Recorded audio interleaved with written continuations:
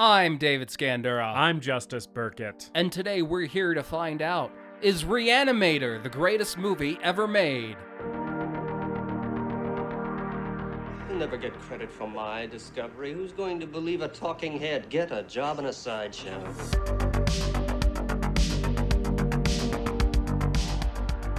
Welcome to the greatest movie ever made, the show where we watch a movie and tell you if it's the greatest movie ever made. A movie that is so thoroughly entertaining and compelling that while you're watching it, it's the only thing that matters in the world. I'm David Scandura, joined as always by my co-host and the strongest corpse in the morgue, Justus Burkett. Yeah, what's up?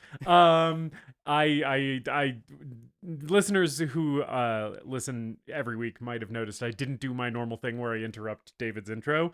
It's because I didn't have anything prepared. I didn't think of anything. Nothing really came to me, and I am trying to be better about not saying anything when I don't have anything inspired to say, which leads me to something that I'm going to be debuting on this episode. I am attempting to convert myself into calm Justus on this episode specifically, because I think this will be important. Because folks who have listened to our podcast before and are avid listeners know that there are some movies that I get really excited and yelly about and have a tendency to ramble on and on and on about, and have a tendency to talk over David about. And Re-Animator is one that I feel like might be in that category, right? And I don't want the conversation to be like that. I want it to be listenable and fun and good. So I'm going to try and restrain myself. So this is the debut of Calm Justus. I am very calm right now. I'm not yelling, and I'm taking time to think about what I say before I say it. And once I'm done having things to say, I will stop speaking. Thanks for adding a bunch of runtime to the episode by rambling about that, Justus. Hey, it's only like, we've only been rolling for 2.5 minutes. It's fine. It's all right. And if I want to cut it, I will. How are you doing? Oh, I'm doing good. I've been having a good day. My week in general has been nothing special, but I had a nice morning this morning. Took the dogs out on a little bit of a hike and have had a nice little Saturday so far. So I'm doing good. And in terms of media recommendations, this is not a new one for David to hear about from me. But I did re-listen to a couple times this week the album Nanking Massacre by Black Kirin. Black Kirin is a Chinese black and death metal band, and they infuse a lot of Chinese folk music and Peking opera into their black and death metal. And the album Nanking Massacre is exactly what it sounds like. It's a concept album about the Nanking Massacre during World War II. And it's fucking great. And I gave it a couple spins this week and remembered how much I love that album. So that's my media rec this week. Yeah, and I don't think I've sat down to listen to it all the way through, other than the few songs that I've heard from you. It's great. So I should give it a shot at some point. Yeah. I would like to grab it on vinyl at some point. I'm not sure how available that is, or if they've even done a pressing, because it's a Chinese band, and sometimes, like with international bands, it's a little harder to get your hands on their stuff. But yeah. Anyway, how are you, David? I'm good. I had a good week. Kind of getting back on track as far as going to the gym and having a better schedule and sleep schedule and everything like that. But I'm feeling good. Yeah. Had a good week so far. My media recommendation for the week is the film Love Lies Bleeding, which is out now in theaters. I gotta see it, yeah. It's funny because we're talking about a gross movie today. Love Lies Bleeding, very gross too. Hell yeah. And it's pretty awesome. One of the first shots in the movie is just Kristen Stewart cleaning out a clogged toilet. And then you get an overhead shot of it flushing, and it's filled with shit and toilet paper and diarrhea. Nice. And I was like, "This is gonna be a good movie." A real train spotting toilet scenario. Oh yeah. And it's great. It whips ass. I saw Rose Glass's previous film, Saint Maud. Yeah. Which I was not terribly enamored with, and I'm happy to say that I loved Love Lies Bleeding. Yeah. It's been a great year for lesbian crime movies between this and Driveway Dolls. So. Yeah, hopefully we get at least one more before the year is out, so that there's at least like a trinity of a holy trinity of lesbian crime movies in 2024. Yeah. Speaking of movies that are a shitload of fun, Justus, we're talking about Stuart Gordon's Re-Animator. Yeah, we are. This is. I'm not going to spoil whether or not I think this is the greatest movie ever made, but this is kind of like a straight down the middle greatest movie ever made classic. This is, definitely one of the ones that's just fully like in our wheelhouse. This is like our shit. Like if someone asked us, what kind of movies do you talk about on this podcast? Right. I would say we'd be like Re-Animator. Well, we talk about all kinds of movies, but mostly it's shit like Re-Animator. Yeah, this is something that's like close to our heart. Yeah. And definitely the type of movie that has bonded us as friends to some degree, and also as like film fans, right? Like it's one of the commonalities between our tastes. Yeah, for sure. Just goopy, gory, disgusting, campy, stupid. Yeah. So I think we both watched this for the first time around the same time. Yeah, like a couple years ago. Yeah. Because I had a big zombie movie phase as a teenager, and I was looking for basically every zombie movie ever. Right. And trying to make a list based on what I could find on late 2000s internet, early 2010s internet, which was a very different place than it is today. Yeah. And Re-Animator came up a lot, but I was never able to get track it down. And only watched it within the last couple of years. And again, not going to spoil my verdict, but it gets better every time I see it. Yeah, it whips ass. Yeah, man, the whole thing with this movie, the whole thing with all of Stuart Gordon's movies, right, is kind of that balance between like it being sort of a straightforward horror offering that is actually attempting to scare you and get under your skin in some way, and then also being this like low budget, ridiculous camp like midnight movie thing. And when you watch interviews with like Stuart Gordon, who's relatively recently passed, yes, R.I.P. to the late great Stuart Gordon, but when you watched interviews with him, it was really interesting because I always kind of got the impression that the midnight movie campy silly thing was on purpose to some degree, but it wasn't really his main focus. His main focus is like the ideas and the themes and all of this stuff. And it's very interesting because I feel like so many people focus on how fun these movies are and how silly and crazy they are. When it feels like the creative force behind it, like he was always like, but I'm really trying to say something with Re-Animator, you know? Yeah. Well, and he doesn't just do horror. He does dramas. He does a cult sci-fi film called Robot Jocks. He's all over the map, but he never really gets to the level of a John Carpenter or even a Tobe Hooper, I would say. Right. It's like people know Re-Animator, but those are horror fans who know Re-Animator and know Stuart Gordon, whereas like Hooper and Carpenter or Cronenberg have those kind of crossover classics that people just see as, you know, among the greatest movies of all time, regardless of genre.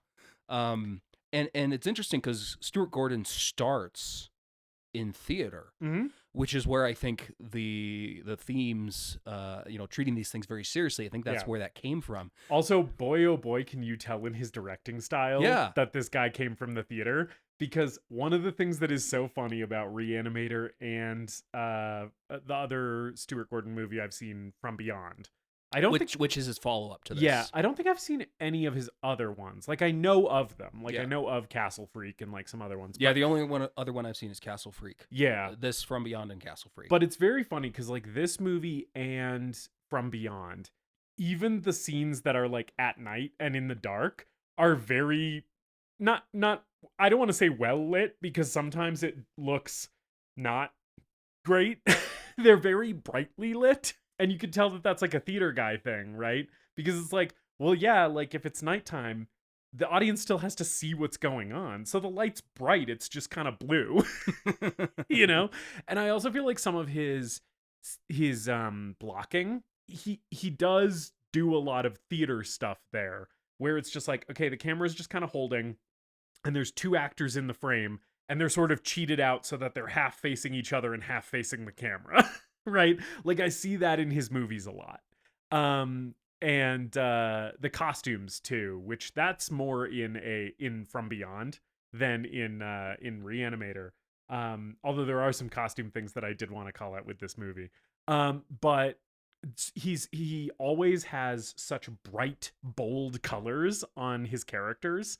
A lot of the time, and if they're not, like Herbert West in this movie, he's always monotone. Then that's like its own kind of stylistic choice. But a lot of the time, it's like bright pops of color in the costuming, and it just again feels so much like a theater choice to me, because it's like, oh yeah, the guy in the balcony has to like be able to tell which character that is, even if he's so far away that he can't even really make out their face. So we'll put him in like a bright green sweater like we do with Barbara Crampton in this movie, you know. So yeah, all of that theater stuff kind of comes through here. Yeah, and well, he originally developed this as a project for his theater group, and they were going to do a horror movie, and he was going to do a much more kind of literal translation of the Herbert West Re-Animator H.P. Lovecraft story. Yeah. And then they tried to turn it into a mini series that I think for PBS, and PBS said no fucking way. and then Brian Usna comes on as producer. Yeah. And that's where a lot of the camp and the silliness and the gore comes in, is Brian Usna's influence. Right. You know, Gordon moves out to Hollywood and does it in Hollywood and shoots it with theater actors. Jeffrey Combs, Barbara Crampton, they all came from the theater. And this movie and From Beyond mostly takes place in a couple locations. Yeah. So it makes sense, and how that theater influence comes into this film. And then of course nowadays they actually adapted Re-Animator into a stage musical, so it's come full circle. It's just circled back around. It's the Ouroboros eating its tail. Yeah, Brian Usna, by the way, the director of a little film called Society, future episode Society. He does one of the Re-Animator sequels too, as well as I think Return of the Living Dead 3. And he and Stuart Gordon partnered on a number of projects. Yeah, and Gordon does several H.P. Lovecraft adaptations as well. That was kind of his plan, with starting with this one and then doing others. So he did From Beyond, he did Castle Freak, which is, I believe, an adaptation of The Outsider. And then later in his career, he does Dagon. And then, passed away relatively recently, which, rest in peace, Stuart Gordon. Yeah. And, you know, this movie came out. It was relatively successful critically, and a moderate commercial success. It was released unrated. They weren't going to bring it to the MPAA. Yeah. So they were limited. They were limited with how they could advertise it. We'll when we talk about the movie, it will become abundantly clear why they didn't want to send this to the MPAA. Because I'm pretty sure if they sent this to the MPAA would go back to them and be like, you have to burn every copy of this, or we're going to send the FBI after you. Yeah, the R-rated cut of Re-Animator would be 30 minutes long. Yeah, and dog shit. Because all of the best stuff in this movie happens when everybody is covered in goop. But yeah, it becomes a cult classic. It whips ass. Now we're going to talk about it. That's right. And I'm going to be very calm while doing it. We'll see. I've been doing a good job so far. You've been doing okay. Okay. You're just a very naturally loud person, you know? Well, yeah. I didn't mean I was going to take my volume down. Oh. I meant I was not going to interrupt you as much. Okay. So we open in Switzerland. And there's a group of people trying to break into this doctor's office, right? It's a hospital in Switzerland that this doctor works at, and this is Dr. Gruber, and they're trying to get into his office, and there's screaming coming from behind the door. And eventually they bust down the door, right? And we see Dr. Gruber. He's like lying on the floor, like thrashing around. And here we have Jeffrey Combs as Herbert West. Yes. The titular Re-Animator. And he's like, like taking notes on Dr. Gruber's thrashing. Right. And these people are like, okay, like, what the fuck is going on here? Like, we need to get a handle on the situation. Dr. Gruber gets up, and there's a one of the first of many gorgeous practical effects in this movie. His eyes start bulging out, and then they explode, and they shoot blood all over this lady. Yeah, who's a part of the group, and like she screams, and then Dr. Gruber falls over dead, and they're like, "You killed him." and Herbert West is no, I gave him life. Yes, I didn't kill him, I gave him life. This, by the way, just is one of the sickest opening scenes in any movie ever. Yeah, all movies should start with eyes exploding, I it's think. a cold open. Yeah. We have not gotten a title card yet. And the first thing that happens is this dude is like thrashing around on the floor, and then he stands up, his eyeballs bulge out of his head, and then fucking explode into a bunch of blood. And then title card Re-Animator. And then we have the opening credits, which are in John Carpenter font. Yes. And they are over psychedelic anatomy textbook sketches. And also the music that is playing is like the dance floor remix of the Psycho theme by Bernard Herrmann. Yeah, it's just Psycho. It really is just Psycho. But it's got like these like pounding synth drums in the background. Yeah, because it's like that da da da da da da da da da. But then there's also this like. It gets me excited for the movie. Yeah, it works really well. I love this opening sequence. It's a banger opening sequence. And one thing to point out about Jeffrey Combs in this first scene and throughout the movie, my dude is incredibly sweaty. Oh yeah, he is shimmering and glistening with sweat. In one of the scenes, I don't remember which one it is, so like I'm not gonna wait until we get to the scene to call it out. He just has some shit in his teeth at one point, and I'm like, nobody told Jeffrey Combs that he had like spinach or whatever like between his teeth and like retook the shot, and it's like, no, it just ended up in the movie, which I actually sort of like, because it's like that feels very Herbert West in a way. Where he kind of wouldn't give a shit if there was something in his teeth. Like, something would tell him and he'd be like, whatever. It's low-budget filmmaking. You don't have time to do retakes. Right, true. After the titles finish, we open at Miskatonic Medical School. Yes. Which H.P. Lovecraft readers will recognize. It's in Miskatonic University. Arkham, Massachusetts. Yeah. Which is one of H.P. Lovecraft's... it's an invented town, right? Arkham doesn't actually exist. Yeah, so that gives an amalgamation of several New England towns when he was developing Arkham. And and Miskatonic University is kind of the university where a lot of the professors and stuff from his stories are studying the great old ones and shit where like that. Everybody is finding, the hidden frequency that's going to unlock your psychic awareness and the fucking... all that bullshit where you accidentally are tapping into a strange ancient power that's beyond your understanding and is gonna make your brain break just by perceiving it. All that H.P. Lovecraft horseshit. Yeah, and here it just looks like a normal ass building, and I thought that was funny. Yeah. Yeah. And we're introduced to Dan Kane, played by Bruce Abbott. Yes. And Dan Kane's a prospective medical student. And this opening sequence, he tries to resuscitate a dying patient and just can't let her go, and is trying to bring her back. Yeah. A thing that it is worth calling out about Dan Kane is, first of all, like with this patient, he like can't accept that she is dead. He like wants to keep trying and keep trying and keep trying. And then like in a little bit here, when we see him wheel this patient to the morgue, and like see him in the morgue, and there's like an arm laying out from one of the the gurneys, right? He gets all like freaked out by it, and I'm like, this guy is way too... He has way too much of a problem accepting and witnessing death to be a doctor. Like, this guy is in the wrong field of study, I think. I don't think Dan Cain should be a doctor. Because I'm like, no, yeah, you're gonna be seeing people die, dude. You can't have this reaction to it every single time it happens, where you're like, no! I could have saved her! It's like, eventually, you're gonna have to learn to just let a patient go. Yeah. You know? And the other doctor in this sequence who's played by Stuart Gordon's wife, actually. Yes, and she's great, by the way. Yeah, in this she's movie. great. Great little She's bit got part in this movie. a couple of, like, pretty meaty scenes. Mhm. And I'm like, great actress. Yeah. And she's telling him, like, come on, you got to let him go. And he takes the corpse down to the morgue. Yeah. We should just talk about the security guard now. Just Okay. get him out of the way. Yes, the security guard whose name is Mace, one of our favorite characters in this entire movie. Yeah, I love him. At one point, he has like a bunch of playing cards out on his security. So first of all, this man is never doing his job. No.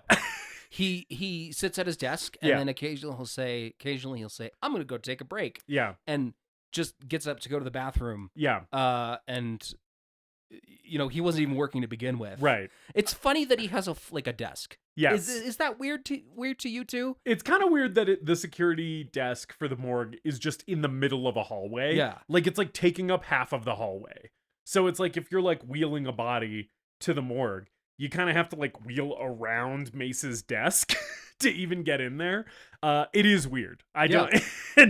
And then, but on his desk, sometimes there's a bunch of playing cards. Like I was saying, at one point, I think he's just playing a game of solitaire. While he's supposed to be doing security for this hospital. He's also smoking cigars at multiple points, which is very fun. And then notably, I mean, really the thing that we have to talk about is he is openly reading a pornographic magazine at his desk in the middle of the hallway of this hospital in a very public, visible location. The entire climax of this movie occurs. Yeah. And Mace is sitting at his desk reading a porno mag. Called Boudoir. Oh, yeah, Boudoir. Yeah, that's right. And he says, I'm going to go take a break. And then walks away with the magazine. I'm sorry, I have to correct you. Oh. Because what he actually says is, I'm going to go take a break is good.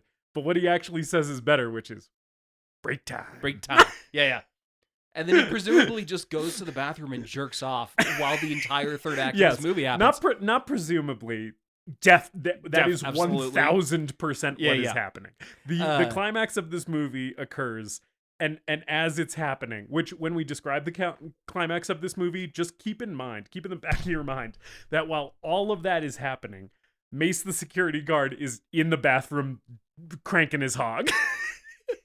And he comes back just in time to get a head thrown at him, and then he runs out of the movie. Yes, yeah. So shout out to Mace. That was a pretty long, I don't know how long that actually is, like in the runtime of the movie. It's probably only about 10 minutes. So I guess that's not that long of a beat-off session. I was just like, man, he was really going to town. But I guess 10 minutes is relatively normal. But yeah, Cain takes the corpse down to the morgue, and we meet Herbert West, Dean Halsey, and Dr. Hill. And Herbert West is researching death. Yes. I like that they ask what he's researching, and he just says, death. Yeah. That's not weird at all. Jeffrey Combs' delivery of that, like his delivery of many of his lines in this movie, is on point. I think Jeffrey Combs is very, very good in this movie. I think Jeffrey Combs is incredible in this. I agree. And you can tell he comes from the theater. Yes. I think. Because he is so locked into this character, and there's never a moment when he's on screen where he doesn't seem like he's just completely dialed in. Like he's always Herbert West to like almost the point that I would think that he played this character method, Right. It really comes through, like, as far as like the theater actor thing, it really comes through in his physicality. Yeah. Because even in close-ups, you can tell that his whole body is doing that like tense thing that he's doing this whole movie. It's one of those things where it's like he's acting with parts of his body that the camera isn't even capturing, but like you feel the energy of it. Because even if you're only seeing him from the shoulders up, it's like, no, I know he's also like doing shit with his fists. Yeah. But yeah, I agree, he's great in this. This is also where we where we learn that Dr. Gruber, the guy whose eyeballs exploded in the first scene, because Herbert West is now here at Miskatonic University in Massachusetts. He was obviously in the cold open in Switzerland. And when Dean Halsey is introducing him to Dan, he's like, "Oh, this is Herbert West. He was studying with Hans Gruber in Switzerland," which this movie came out before Die Hard, but it's still my brain still immediately was thinking, Dr. Gruber, how many cc's of the reagent do you think we'll need for this experiment? I'm going to count to 3. There will not be a 4. And bring me my detonators. Bring me my reagent. Yes. Yippee-ki-yay, motherfucker. Stupid. But yeah. So Herbert is now attending Miskatonic, and then we go see some of Dan's home life. And by home life I mean him and Barbara Crampton are fucking the shit out of each other. Yes. They're really I had forgotten because there is one moment of sex stuff in this movie. Yeah, sex stuff is a good way to put it. That looms quite large Sure. in your mind after you see this movie for the first time. I had forgotten there's not a lot of other stuff. It's pretty much this scene. But I had forgotten that, like, man, he's really pounding away at her. I was like, oh God, okay. Because it's like a level of fucking that you don't see a lot in movies, I feel like. Usually when intimacy is choreographed in movies, it's either done to look intentionally very romantic, or done in a way where it's kind of like, okay, we have to acknowledge that this is happening and then move on really quickly, right? But in Re-Animator, because this is kind of like a pulpy, schlocky movie, it's like, no, this guy's just like fucking her. Anyway, we meet Barbara Crampton. Oh, by the way, he is fucking her on a bed that is in front of an enormous Talking Heads Stop Making Sense poster, which I really like. Yeah, that was a very interesting choice. It's a good poster. And to talk about Barbara Crampton for a second, who's obviously great in this movie, we'll talk about her more. Yeah. She has to do a lot in this. Yes. And she's a trooper. Like she does it, she commits to it. She's great. And as far as I know, had a great working relationship with Stuart Gordon. Yes, she loved Stuart Gordon. She loved Jeffrey Combs. She loved working with both of them. And she has spoken about her experience filming Re-Animator, a movie in which, like David said, she is asked to do a lot of very challenging things as an actress. She's spoken about her experience, and like the most negative I've ever heard her get about this movie is like, oh yeah, there were times when it was like a little uncomfortable and weird. Yeah. But like it was fine and I had a fun time. Yeah. Right? I think like that's the most negative I've heard her go. And most of the time she's like, no, yeah, it was awesome. Yeah.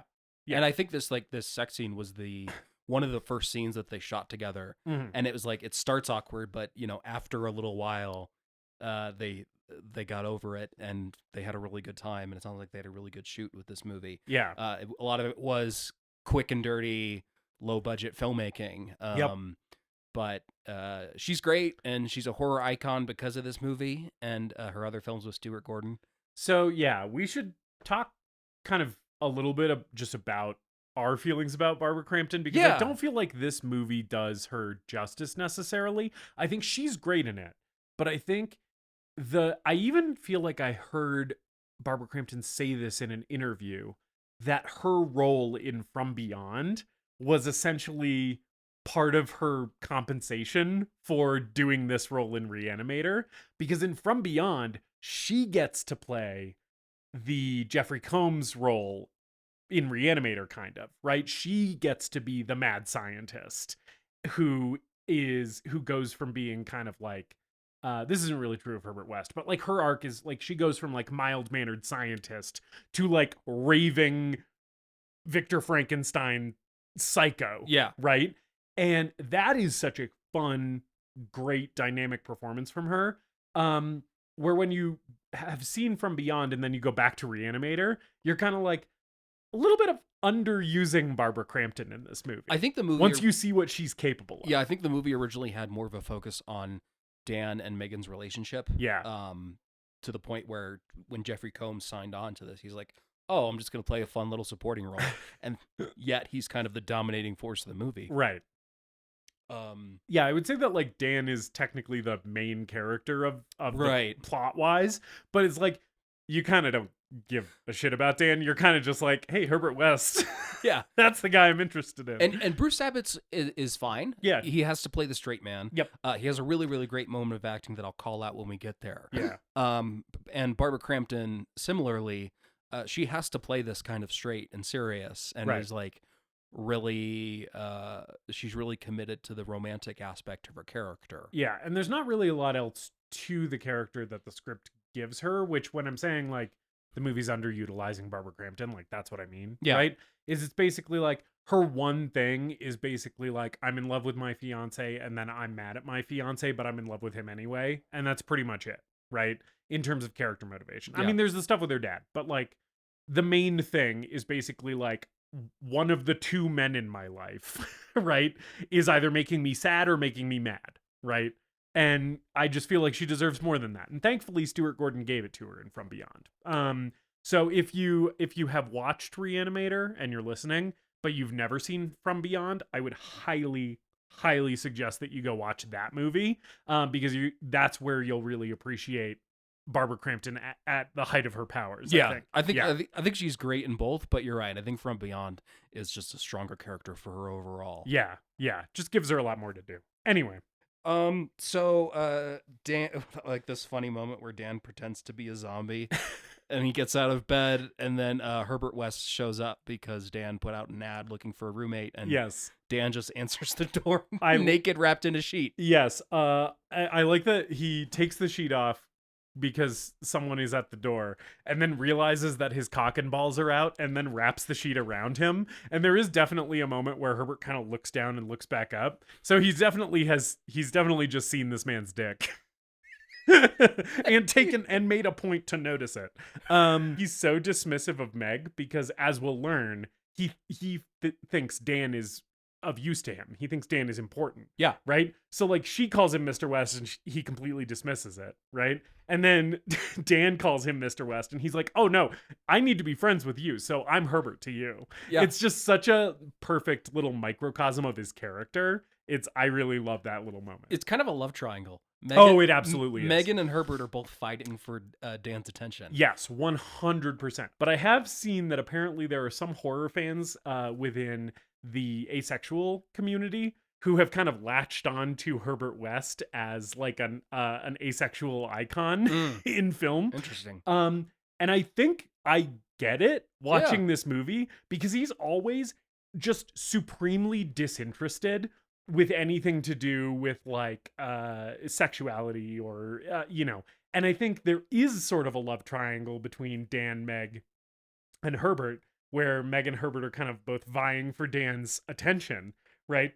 But for Herbert, I never get the feeling that it's ever like a sexual thing. It might be a romantic thing, right? He might be asexual, but not aromantic is sort of the vibe I get from him. Because I kind of think he does want Dan to love him, right? But I'm not sure he wants him to fuck him. But yeah. And so he moves in. He basically is like, I have my things outside. I can move in right now. Yes. The also big thing that tips him off is like there's a basement and he wants to work in the basement. It's very funny because it's like he comes and is like, I'm here about the room, goes down to the basement and is like, yes, this is perfect. And understandably, Meg's reaction to this is like, maybe we should talk about this a little bit. Like, can he leave and then come back later? Because that is a very frightening thing for a prospective housemate to do. But, he's also waving cash in Dan's face. So Dan's like, all right, you got it. And I like his delivery of, the lines of something like, you'll never know I'm here except on the first of the month, of course. Yeah. I think Jeffrey Combs is incredible in this movie. Like, honestly, just masterclass performance, and gives the character so much, and he's so committed and dedicated to the performance. And there are so many moments, like you said, that are close-ups, and you can tell like he's acting with the rest of his body. Yeah. But his face is so tight and taut, and he's not blinking, and he adds all of these little flourishes and stuff to his performance. I think he's fucking great. He's so good. I totally agree. 100% agree. He's phenomenal in this movie. Yeah, I've always thought he was great. It just really stood out to me on this watch. Yes. For sure. There's a scene back at the morgue with Dr. Hill talking about brain death and talking about how to perform an autopsy on a corpse. Right. He's like teaching a class here. He's teaching a class, and Herbert West is one of his students. I like that he compares peeling the scalp off of a dead person to peeling the skin off of an orange. It's very much like peeling a large orange. Yeah. Morgue humor, I guess. Yeah, it's a laugh line. The class does give it up for that one. And a comment about the effects real quick. Yeah. The effects in this movie are great. We'll Yes. talk about them throughout it. Yes. They are there was a lot of attention paid to make sure that the effects were medically accurate. Yes. And you can tell in this scene. Yep. It's just a guy cutting open a dude's head. Yeah. Also, just in general, in this scene and for the rest of the film, all of this is shown a lot on camera, right? If there's ever anything we describe, like him peeling the scalp off this cadaver's skull, right? Or anything else we may say happens in this movie, and you're wondering, well, how much of that do they show? The answer is all of it. And then the other thing to know, if you've never seen this movie, is it looks very, very gross every single time. Yeah. Which is one of the reasons we love this movie. This is like wall to wall extremely fucking gross. But yeah, so Dr. Hill starts going off about, because he like uses a bone saw to open up this cadaver's skull. He pulls out this cadaver's whole brain and is just doing the lecture while holding the brain in his hands. And he's talking about how the brain can only survive 6 to 12 minutes after the body like dies. Yes. Right. And Herbert West is in this class, and he starts very dramatically and very specifically like making full eye contact with Dr. Hill, snapping these pencils in half, which is, it's not even passive aggressive. Like it's veers over the line into just straight up aggressive. He does it several times. Did he just bring multiple pencils for this purpose? I don't think know. so. And eventually it like upsets Dr. Hill enough that he just calls the lecture early. I suggest you bring a pen. Yes. I love that line. And I love him just dismissing class, him basically being like, I'm being bullied by a student, so you can all fucking leave. Yeah, and West yells at him about like, you're lying to these students. Right. I've been able to to break past the threshold of the 6 to 12 minutes of brain death. And this is one of the moments that starts a rivalry between Hill and West that's going to continue for the rest of the movie. Yes. Dr. Hill, by the way, is played by David Gale. Yes. Is the name of the actor. And this guy, man, what a noggin he has on him. What a big head this man. First of all, he's very tall. Yeah. He's like a towering man. But then he also has like a head that looks like it is the size of two normal people's heads stacked on top of each other, which feels like very intentional casting, considering what will eventually happen to this character. He just has such a distinct head, and I'm like, they cast this guy based on his head, didn't they? They were like, who's got the most distinct head? He's also really good in this. He's great. He doesn't have a very big film career, but he reminds me, and I don't know if you'll agree with me on this, he reminds me of Peter Cushing a lot. I remember in terms of his performance. Yeah. I was watching a making of documentary on this last night after I watched it. and one of the people interviewed, I don't remember if it was Jeffrey Combs or Stuart Gordon, compared him to like Christopher Lee, Peter Cushing, one of those Hammer horror icons. He really does have that energy, and he has the look as well. But also notably, Christopher Lee and Peter Cushing, big theater guys, right? So I think that goes back to like the fact that this movie was cast with theater actors as well, because this guy had probably come from the theater, and kind of had that sensibility, that classical sensibility to it. His performance. And you know, a lot of the effects in the second half of the film are focused around his character. Yeah. And one of the things I love about this movie are you can just tell how they did the effects just by watching it. Yep. So he has to sit in a lot of uncomfortable positions to you know, to achieve the effect, and he was just a trooper, and just was like, didn't complain, was totally professional about it. Yeah. And I think he's great. I think he plays a great hammy, you know, over the top villain. Yeah. With some of those elements from like the Hammer horror icons sprinkled in there. Yeah. So speaking of Dr. Hill, one of the next main things that we have here is we find out that he wants to fuck Barbara Crampton. Yes. So Barbara Crampton's character Meg is engaged to Dan. Yes. Right. And Dr. Hill has a truly horrifying obsession with Meg, who is a student at this college and is many, many years his junior. He is her dad's age, right? This guy is like 50s, 60s, and she is like early 20s. So it's disgusting. It's really, really gross. And Dr. Hill is having dinner at Dr. Halsey's or Dean Halsey's house, right? And Dean Halsey is Meg's dad. So they're all having dinner together, and Dr. Hill is just like laying it on so thick. He is trying his best game on Meg, and she is just kind of like shuddering uncomfortably with how fucking gross this all is.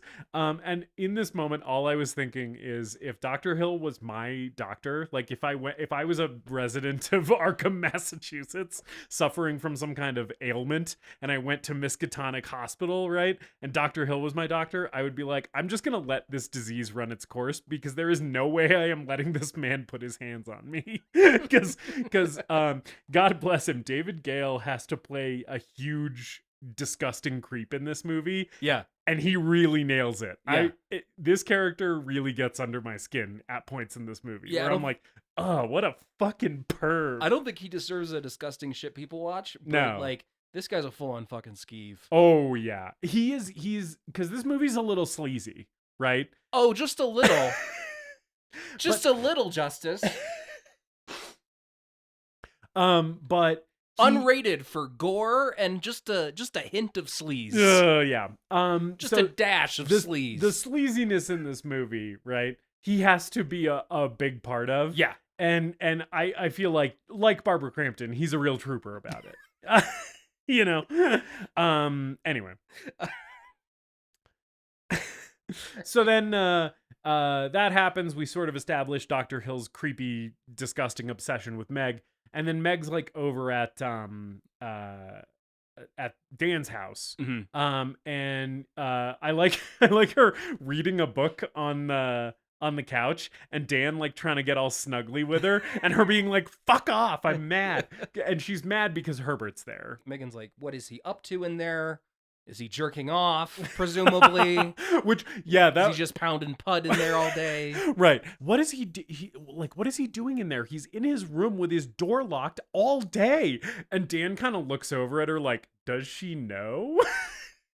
And then he's like, well, I'm sure it's whatever, you know. But there is definitely a moment where he's like, well, I think I might know why he's doing that. He's cranking it 24/7. And then Megan's like, where's the cat? He's a cat, Rufus, I think. Rufus, yeah. Who we've seen as an actual cat for like 1 second in this movie. Yeah. He like, after when they're fucking, he like jumps on Dan's back for a second, and Dan's like, oh, that darn cat, right? Mm-hmm. And that's the only time in this movie when Rufus is an actual cat at all.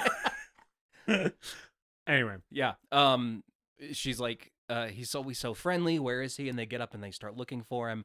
And Dan goes into Herbert's room and opens up the mini fridge, and there's a dead cat in the mini fridge. Okay, you say there's a dead cat in the mini fridge. For listeners who haven't seen this movie, let's just let them know that it's a puppet. It is a hilarious looking puppet. So David, you have 2 cats. Yes. I have a cat. Cat death in movies, for me, is something that often upsets me greatly, and that I have a hard time with in movies. I imagine you are maybe in the same boat, considering you have 2 cats of your own. Yeah. This movie doesn't bother me at all in terms of the cat death, because at no point am I even remotely convinced that this is an actual cat. And it rocks. Yes. The cat death in this thing would be like so much more upsetting to me, except for the fact that it's the most obvious stuffed puppet of all time. You can only really tell it's a cat because they say that it is multiple times. Yeah, otherwise it's just kind of a mess of black fur. West shows up and tries to explain that, like, he found the cat dead. Yeah. And of course there's a great line where he's like, I was going to tell you, and Dan is like, you could have left a note, and West is like, what would a note say, Dan? Cat dead, details later. Yes. Great Jeffrey Combs delivery on that one. Yeah, great Jeffrey Combs delivery. And it's heavily implied that Herbert West just murdered this cat. Killed this cat. Yes, or fucked the cat to death. Well, not if he's asexual. If he's spending all day in that room jerking it. No, like maybe I'm gonna mandate that we move on from this and discuss it no further. Anyway, so then Meg comes in and is like sees Rufus's body in the fridge and gets very upset, and she's like very adamant that Herbert must have killed him, which duh. So she's very upset, and then eventually we cut to the middle of the night. Dan wakes up, and there are noises. They don't sound like a cat. There are noises. There's a screaming sound happening. It sounds like a ring wraith from the Lord of the Rings. It sounds like it is a Nazgul. And Dan's like, hello? And starts walking around his house with a bat, trying to figure out what the fuck's going on. Eventually goes down into the basement. And, by the way, the basement door is locked, and he has to like, force it open. And when he forces it open, he falls down the basement stairs. Just a thing I wanted to call out here. Yeah. The shot of him falling down the basement stairs, really, really good. I love because it goes into like a handheld shot, and it's just somebody following him down the stairs with the camera as he tumbles down the stairs. It looks really good. It's a good stunt. They shot it really well. It's fun to watch. And I think during the stunt, the overhead light was bumped, and so that's why the light is swinging throughout this scene. Oh, that's fun. And it adds a lot to the scene. It really does. So yeah, Dan gets up and he is like looking around the basement, and he sees Jeffrey Combs burst out of the shadows. And David, why don't you describe how Jeffrey Combs looks in this moment? He's got a terrible looking cat puppet strapped to his back that he's trying to fight. It looks like a stuffed animal. Yes, it's literally Jeffrey Combs with like a stuffed animal stitched to the back of his shirt, basically. And he has to act like this thing is trying to kill him. And God damn it, he throws himself around this basement. Jeffrey Combs fighting against a totally immobile, inanimate, stuffed cat on his back is such an acting challenge. Yeah. And he nails it. He's like smashing into glassware that's like falling on the floor and shattering. He's like fucking flailing all over the place. And I was like, man, what a committed physical performance. DiCaprio eating a heart in The Revenant. Jeffrey Combs throwing himself around a basement. Yep. Like, yeah. those are the two best performances in the world. I would say Jeffrey Combs probably committed even harder. Oh, yeah. Honestly, He didn't have anything to act against. Yeah, it's really hysterical. It's really, really funny. And there is a point where he just chucks the cat off his back. Yes. And they're literally acting with nothing. They're just like, it's implied that the cat is behind the shelves and behind the cabinets and stuff like that. Right. And they're just kind of throwing themselves around, trying to look for this thing, but there's nothing actually there. Until eventually we get a close up of a shadowy corner, and it runs toward them being puppeteered like the chest burster in Alien. Yeah. It reminded me so much of because the way it runs at them, like, ah! And I should say the cat noises just sound like someone making cat noises into a microphone. Yeah, it just sounds like someone going, yes, with like some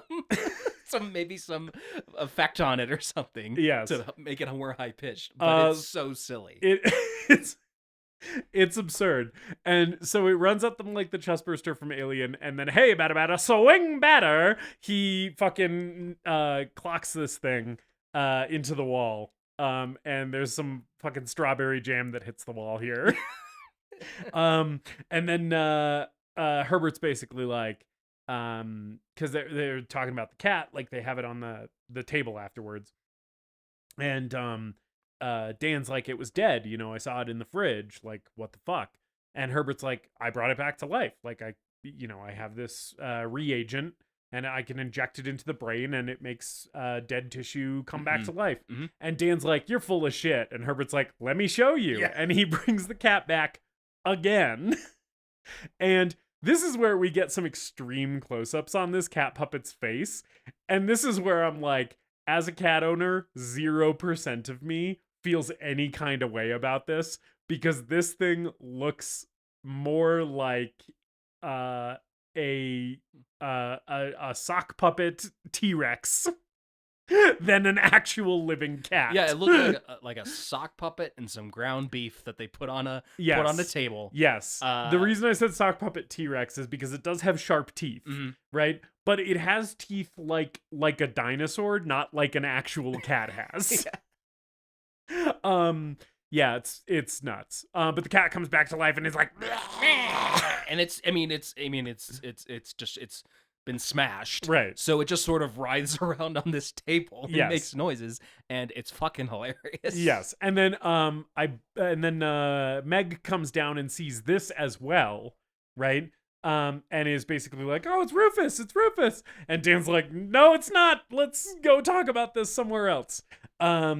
Yeah. So all that shit happens. Yeah. And then the dean finds out somehow. Okay. So, Dan tells him. Yeah. Dan just tells him. This scene, okay, out of everything that we're going to describe in this movie, just keep in mind, this is the craziest thing that happens in this movie, right? Because Dan says, hey, you know that new student Herbert West? He brought a cat back to life. I saw it, and your daughter saw it. And Dean Halsey is like, what the fuck did you just say to me, you little shit? Yeah. I'm taking away your student loan, and Herbert West is expelled. And I'm like, this reaction is fucking insane. What the hell is this guy's problem? Because all he says is, I saw a cat get brought back to life. And that's the reaction. So there's a deleted scene where Dr. Hill hypnotizes Dean Halsey. Oh, okay, yeah. And I think that was supposed to explain why he reacts that way. And that's why.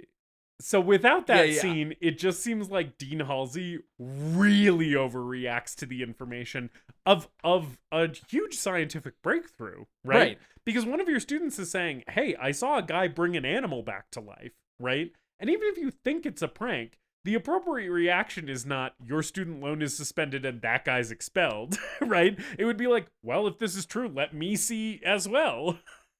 So without that scene in the movie, it does seem like this guy just shouldn't be the dean of this medical school. I did read some things about how Dr. Hill is supposed to have like psychic powers, basically, and there were multiple scenes cut out about that. I just didn't know that was one of them. Yeah, I'm not sure exactly what the full plot line was going to be, but I remember hearing in the documentary that that's kind of where this scene came from. Got it. That would have helped me understand this better. You know, do I really need? Okay, this movie goes so far. I guess I don't know. A psychic doctor. You know what could it have hurt? You know, like, you know what? In Snowpiercer, I was like, we didn't need that girl to be psychic, but I'm glad it happened. So I feel like I would have felt the same way about this too, right? Where I'm like, psychic doctor, whatever, sign me up. I don't give a shit. Zombie doctor. Anytime you want to throw somebody with psychic powers into a screenplay that otherwise has nothing to do with that, I think I'm on board. It's like Killers of the Flower Moon, but just one of the guys just happens to that one guy who is like drinking himself to death. He just ends up being psychic. It's like, oh, cool. Hey. It's Oppenheimer, and everything is exactly the same except Casey Affleck is psychic. Oh God! Don't give Casey Affleck psychic powers in Oppenheimer. Rami Malek is psychic. That's why he does that at the hearing, because he can read RDJ's mind. Anyway.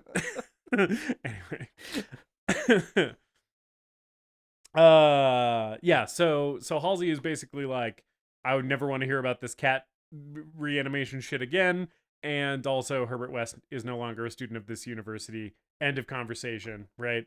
And then the next thing is pretty much Herbert has been expelled, but he's not going to stop doing these experiments. Yeah. So they're sneaking into the morgue to do more reanimating. Dan sneaks Herbert West into the morgue in a body bag past the security guard. Yeah. And they're looking around in the morgue to find a good corpse to administer the reagent to. And as I alluded to at the beginning of the show, they pick the strongest guy that's in there. It's such a fucking dumb decision. This guy doubled for Arnold Schwarzenegger. He was doubling for Schwarzenegger on Terminator. You know what? I believe it, because this dude's huge. He's colossal. And they're like, oh yeah, this looks like a great subject for us to fucking try out reanimating a human corpse on. And Herbert West has even been like, there's been no successful human trials of this, right? And it's like, then don't do it with a guy who can easily physically overpower you, because if he wakes up and is a psycho, you're fucked. I think his idea is he wants to try to find like someone who was healthy, right? Because when what happens here in a minute is they get a new corpse, right? And they decide to do it because it is such a fresh, I don't know, specimen. Pick a healthy elderly person. You know, don't pick the strong man. Right. Pick someone who you can push over if you need to, not the guy who can grab one of you in each hand and fucking slam you against the wall. Yeah, which of course is exactly what happens. Right, they bring him back to life. He is like fully just zombie mode. Yeah. Right. I do like they're kind of battling with this corpse. This sequence goes on for like a while, which I love. Like, I love all the choreography and shit here. I like at one point Dean Halsey starts banging on the door, and screaming like, hey, like, what's going on in there? Because Dean Halsey has basically figured out that like Herbert West and Dan are like have snuck into the morgue. Yeah. He's specifically told them not to let Herbert West back in here, blah, blah, blah, blah, blah. He's figured it out. So he's like at the door banging on it. I like when he's banging on the door and like the sound of the noise that he's making seems to disturb the zombie in some way, and he's like kind of hunched over and like holding his head, and the physical acting from whoever this actor is playing this nude jacked zombie is really great in this moment. I love how like weird and kind of like almost childlike his movements are when he's like trying to like get the sound of Dean Halsey banging on the door out of his head. It's kind of like a disturbing visual, and it's just really, really fun. Yeah, and you did mention naked. Oh, he's naked, yeah, and we do see his dick a couple times. Yeah, dicks flop around in this movie. Yeah. I think the cinematographer intentionally was like trying to light the movie in a way that we didn't see any dicks. You don't see a lot of dicks. You don't see a lot, but it's There are people definitely are definitely dicks. swinging brain in this. But in my these days on my crisp Arrow Video Blu-ray, Oh yeah. we're seeing dick. Oh yeah, you're seeing dick. Even on the streaming version I watched on Shudder, you were still seeing dick. Yeah. It's an HD stream on Shudder. It's like still good enough quality where I'm like, that was a cock. And I love the facial appliance that he has on, where it like his veins in his head start bulging. yeah. That's a really great effect. Mhm. And then I love this so much. I laughed my ass off when this happened. He pushes the morgue door down. Yeah, he like fully just body slams into it and it flies. It falls on top of hinges. Dean Halsey, and then the zombie jumps on the door. I did watch this top of 3 Dean times. Halsey. Because and when the zombie jumps on top of the door that has landed on Dean Halsey, they added in a crunching sound effect. Yeah. So he like jumps on the door and it's like, so you understand that Dean Halsey's bones are being obliterated. And then he bites Dean Halsey's fingers off. Yes. And it rules. Yes, the really good finger biting effect. Fucking love that. It's so good. Also by the way, like in this morgue sequence, both when they're selecting a candidate for reanimation and through all of this like fight and everything, I called out that before the score was fully just aping Bernard Herrmann's Psycho score. It gets really John Carpenter in this morgue sequence when they're like going past the gurneys and like figuring out like, oh, this one died of a gunshot wound. We can't do him. Oh, this one has this problem. This one died of malpractice, which is kind of a funny joke. But the whole time that's happening, there's this like synth score happening that's like doo-dee-doo-doo. And I was like, that's almost exactly the Prince of Darkness score, which is wild because this movie came out before Prince of Darkness, but it's also very reminiscent of the Assault on Precinct 13 score, which came out before. So I'm like, this feels, and they also use Carpenter font in the main titles, and I'm like, it does feel like they're aping a Carpenter score a little bit here, not in like a way that I think is bad, but I was just like, all right. Anyway. And then Herbert West kills the strongman zombie Yeah. by pushing a bone saw through his chest. Yeah, which great is effect. So cool. Really, really good effect. It like comes out the front of his chest. Even on like the HD streaming version I watched on Shudder, you can't see like the like appliance thing on the chest, or you can't like see that the chest is fake. I know intellectually how they did it, but watching it, I couldn't see the seams of any of this effect. It looks really good. That's what I love about this movie. Yeah. You watch something like The Thing, and the effects in The Thing are like, how the fuck did they do that? And Right. that's great, and on its own level, right? Mhm. Here, you can tell how they did the effects, not because the effects look cheap, but they're just using really simple tricks. A couple of convince times you. the effects look cheap. Sure, there's some. I mean, yeah, there's some moments. Like the cat puppet. The cat puppet, And like is some of one. the stuff we'll talk about with the head later. But even still, it with the head stuff, like the fake head is obviously a fake head. Yeah. But they shoot it well. Yeah. In the dark. Yeah. And those simple things to hide the fact that they're just sticking a guy's head through a table, like the blood and everything. I don't know, it looks good, and I kind of appreciate that you can just watch this movie, appreciate the effects, and also just know how they did them. Yeah, I agree. It's like, it's very well done effects that are simultaneously like not groundbreaking in their techniques, right?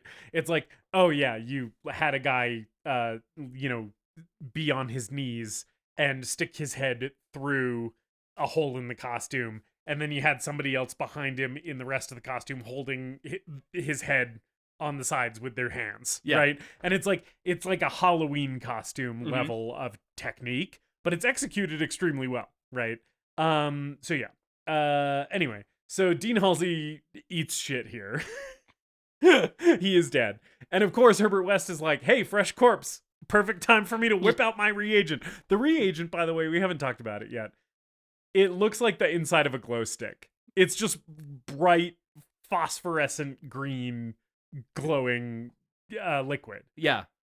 Phenomenal choice. It looks so good. It looks incredible. I don't remember what they used for it. I don't think it was glow stick liquid. Yeah. But they did find some sort of chemical that had that glow to it. Yeah. So they were able to capture it on camera. Yeah. And it looks amazing. Anytime they take it out, like your eyes are immediately drawn to the syringe because it's like such a striking visual. Yeah, it's and it's great. such an iconic visual of this movie. Yeah. It's on the poster. It's kind of the thing that I think for me, the poster of Herbert West holding the green syringe in his hand, or the syringe with the green reagent in it. Yeah. That poster was such a strong image that it stuck with me for years before I even saw this movie. Yeah. Anyway, so he uses the reagent to reanimate Dr. Halsey here. And Dan rather is not going to go along with it immediately. He's like, no, like we can't, like we've already fucked up enough, right? And then Herbert convinces him by being like, we can bring him back. And Dan thinks about what that means because this is his fiance's father, right? And so he's like, all right, fuck it. Yeah, and great acting from Jeffrey Combs here when he's like yelling at him and trying to convince him. Yeah, and he also thinks that he can command.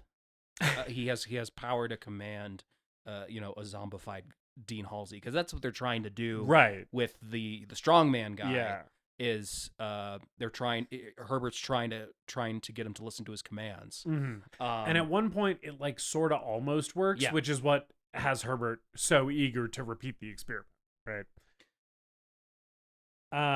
Anyway, so by the way, I forgot to call it out, but I just saw it in my notes and I feel like it's worth saying. They say that this super jacked guy, this Arnold Schwarzenegger body double, is in his early 20s when he's strangling Dean Halsey and like bites his fingers off. We do see the back of this guy's head, and he's got like a big old balding spot right on the crown of his head. And initially I was like, they said this guy was in his early 20s and he's already balding, and then I remembered that literally happened to me. So same.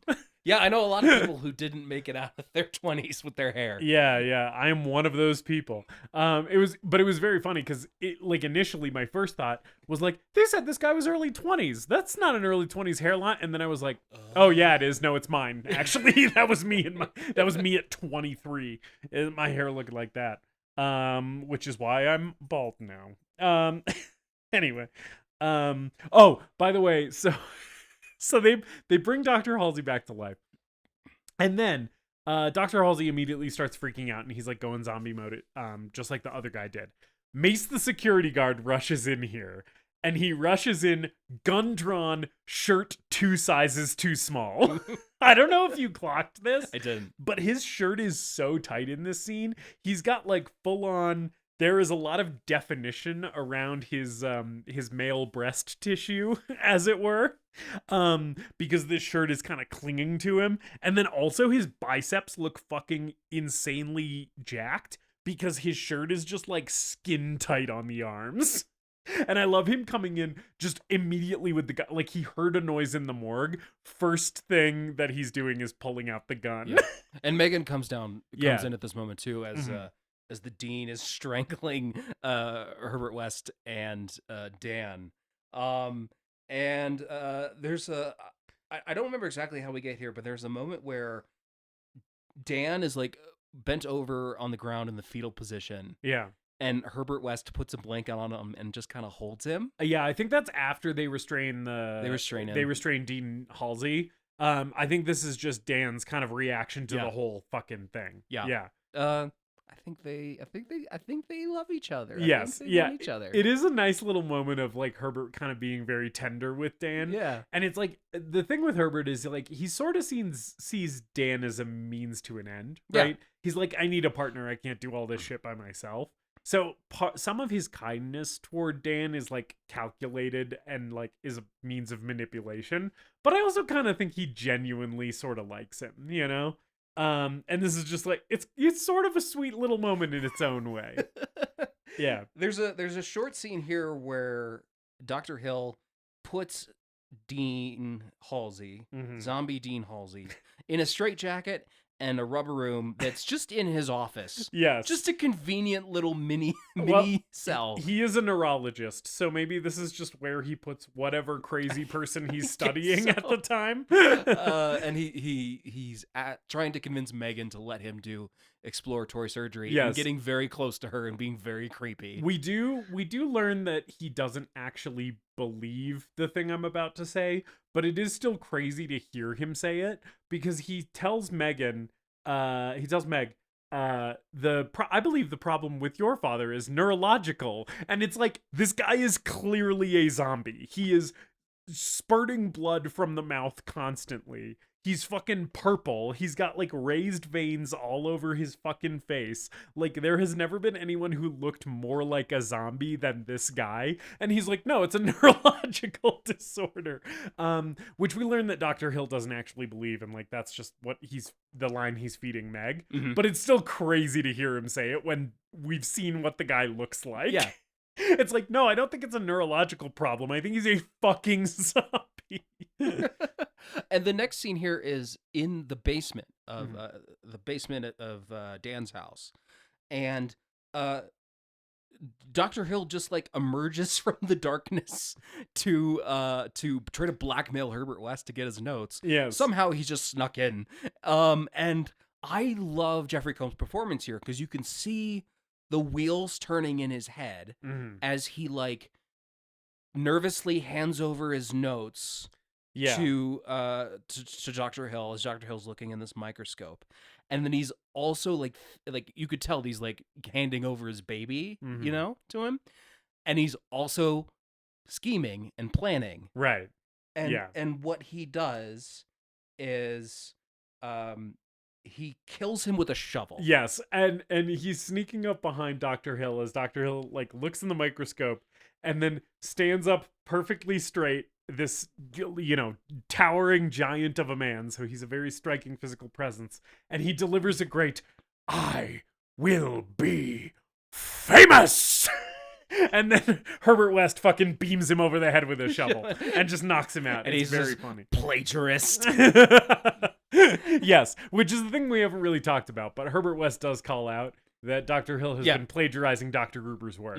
Yeah. And then he drives the shovel down onto Hill's neck. And the effect, so he like does it, and we see a shot kind of from the perspective of Dr. Hill, like looking up at Jeffrey Combs. We see the shovel go in from that perspective, and blood just kind of sprays on his white shirt, right? But then we cut to Dr. Hill, and the shovel is like halfway through his neck, and it looks really, really good. And it's literally just a shovel with a hole cut in it. Yeah, for his head, right? And they just did like a bunch of like gore makeup around it. And it looks fucking great. It looks so good. This is one of the effects in the movie where I was like, ooh, you know? Like, as much as I love gore and am a gore hound, every once in a while there's like something where I'm like, ooh, you know? And this was one of those where I was just like, man, that looks so fucking real. Well, and Dr. Hill's kind of still struggling a little bit. Like, he's still alive. He's like thrashing around in his hands. And then there's another shot kind of down from his ankles looking up as Jeffrey Combs just shoves the head off with the shovel, and the hands are still thrashed around, so you can tell that like from that perspective that's just a guy on the ground thrashing around, and then they just have the effect, the fake head there too. They're actually hitting with the shovel, and it goes splattered against the wall, which is awesome. It's so good. And then what follows this is also so good, because then he picks up the head, right? And he puts it in like a little medical tray, but it won't stand up straight. So Herbert takes all the receipts off his little receipt holder. It's one of those like little metal spikes that you used to just like put papers onto, and a lot of people like used them for receipts or whatever. So he takes all the papers off of that and just puts the head on the spike so that it'll stand up straight. It's one of the funniest things in the entire movie is him just like driving this head into this receipt holder and then plopping it in this tray. And then he just reanimates this guy's head because he says parts. I've never done whole parts. Yeah. He injects the head and the body. Yes. Yeah. And He brings them both back. Now we have entered the guy sticking his head through a table portion of the film. It's so fucking funny. It's first of all, it looks like you were saying, it looks really good. It's one of my favorite effects. Like I mean, not this specifically, but like we're just sticking a guy's head through a table. Yeah. Classic, great effect that works every time. Right. Yeah. And it works really well here. The dummy head sometimes is very clearly a dummy head, right? But we never get like a full on it's true shot of it, like from the we don't see the face. There are just we times don't see from it lit, the side where but you're from the like side, sure. where you're like, all right, that's very, very clearly not this dude's actual head. But again, I think they hired an actor with a very distinct looking head so that he was very easy to make a dummy head of. Because his head looks so fucking specific and distinct. But yeah, so he reanimates the head and there's and the body, and there's the laugh line of the entire movie for me, really, which is Dr. Hill's reanimated head goes West, and Herbert goes, oh yes, Dr. Hill, like he's like talking back to him, and he goes, you bastard, and then the body comes up behind West and fucking like knocks him out. I also want to call out before he actually wakes up. Oh yeah. Herbert West is just hitting his head with a pencil. Just like absent-mindedly hitting his head with a pencil to try to wake him up. Yep. Yeah. It's very so funny. It's very funny. And yeah, now we just have headless guy shenanigans for the rest of this fucking movie. Yeah. There is a scene here though where Dan and Megan discover that they break into Dr. Hill's office. Yes. They discover that Dean Halsey's been lobotomized, and they find a file of photographs of Megan and like a lock of her hair. It's so fucking creepy and gross. And this guy was just keeping this in a filing cabinet, I guess. Even though this is in his office. Even though this is incriminating evidence that could get you put in jail, because this is stalking. I don't know, and I don't think I want to. You don't want to see that movie? I really don't think I need to know. Dr. Hill Origins? Yeah, no, it's really gross. It's extremely gross and weird to have a file in your office where you have a lock of a woman's hair. It's even more gross for that woman to be a student at the college that you teach at who is the daughter of your friend. Like, yeah, it's vile. And Dan finds this, and I honestly don't think his reaction is big enough to learning this. No, I don't think so. He's kind of like, oh, hey, that's weird. Dr. Hill's creeping on my fiance. And I'm like, I would lose my fucking mind in this situation. I would be like, I'm going to kill this man. I'm going to call the police and have them sent to his house right now. I'm sure this won't have ramifications in the third act or anything. I'm sure this isn't vital information that I need to know. I'm sure this isn't going to be the basis for one of the most disturbing scenes in horror movie history. Baby, we're going to get to it. Anyway. So West gets knocked out by Dr. Hill's body. So Dr. Hill goes back to the hospital. Holy shit. So he, as a way to blend in this headless corpse, he has put his head in like a duffel bag that he's carrying around. And then the corpse puts an anatomical head on his head and on his like severed neck and shoulders. Yeah, like an anatomical head model. Yes, right? yes. So it's an anatomical model where half of the head is like a plastic human face. And then the other half is like what's underneath the skin. So like just like a skull and muscles and tendons and like an eyeball and shit. And it's like plastic. And then he puts a surgical mask over it and one of those little doctor hats on its head. And it looks so fucking funny. And he's just like, he's inching along This is one of the wall. This is one of the funniest things in any 80s horror movie. It's so fucking fun. And it's first of all, it's funny on purpose. Yeah. Which I think is important. That this moment of this movie, it makes me laugh so fucking hard. And unlike some shit in like Sleepaway Camp, the first Friday the 13th, movies that maybe aren't supposed to be funny in the moments that they're funny, this is fucking hilarious, and it knows it's hilarious. Sorry, you said Sleepaway Camp, and I remembered that just how insane that fucking movie is. But notably, it doesn't know. Well, it knows a little bit, but stay tuned for Sleepaway Camp. All right. Yeah, stay tuned for Sleepaway Camp. David likes that movie more than I do. It's not good. I don't think it's in on the joke. It's so fucking funny. Okay, sorry. You know what else is so fucking funny though? This headless body with the anatomical dummy head on his shoulders. And there's a moment where he's going, where he's going into the morgue, and so we get the security guard again. We get Mace, right? And he's like, "That you, Dr. Hill?" And from the duffel bag, we hear his muffled voice, "Yes, it's me." Which is really, really funny. And then Mace goes off to jerk off in the bathroom for break time. We also get some fun head in a tray trying to order around a headless body. Yeah, a little bit earlier with him falling over and shit. Very funny. Yeah, stuff. Where he's like trying to get his body to like go to the right place, and like the body's stumbling around, and he's like rolling his eyes like, "Oh, this fucking idiot." Yeah, it's good. Yeah.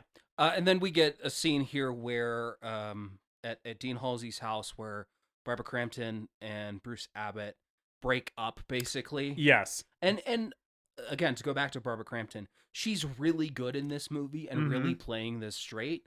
And I think she does a really good job in this breakup scene. You can tell she's emotional and breaking down and again, playing this very seriously. And then she just gets attacked by the reanimated corpse of her father. Yes. And while she does that, or before she does that, I did want to call out, I said I had a couple costuming moments. Oh, yeah. That I wanted to talk about. Both my costuming notes were about Barbara Crampton, because I just think she is wearing some of the fucking best sweaters I have ever seen in this movie.